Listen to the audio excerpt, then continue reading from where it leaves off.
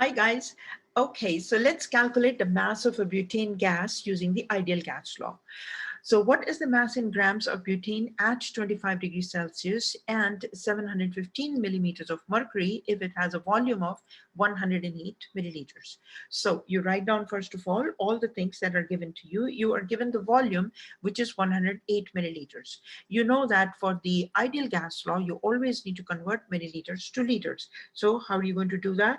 You know that um, this is 108 milliliters times 1 liter over 1000 milliliters.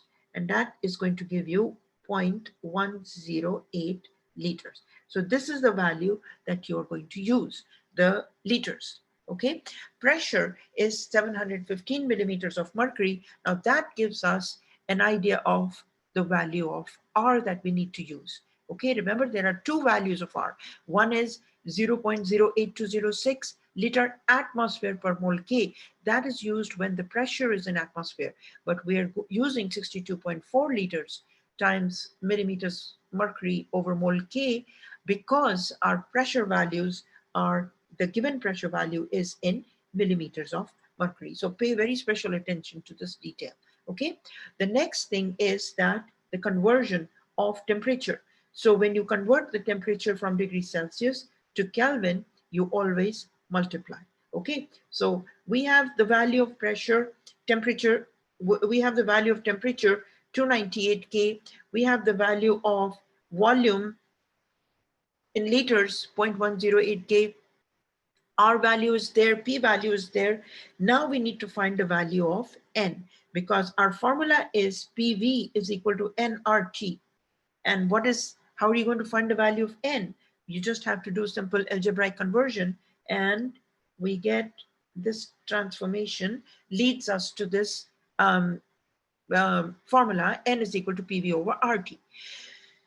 Okay, let's first find the value of N. Once we get the value of N, then we are going to convert it into mass using the molar mass of butane. So we already calculated the molar mass of butane, which is 58 grams per mole. 12 grams of 12 of atoms of carbon times 12 grams each, 48 plus 10 atoms of hydrogen, and each is 1 gram. So that gives you a total adds up to be 58 grams per mole. Okay, so now we are going to plug in the rest of the numbers in this formula. N is equal to PV over RT. Okay, so the pressure given to us is 715 millimeters of mercury.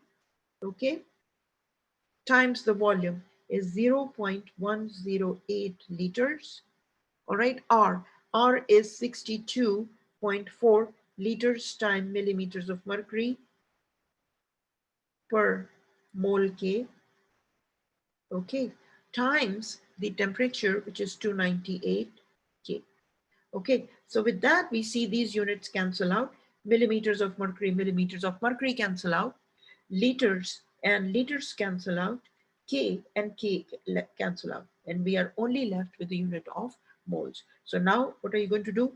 N, when you multiply 715 times 0.108 divided by 62.4 times 298, and all this adds up to be 0.00415 moles.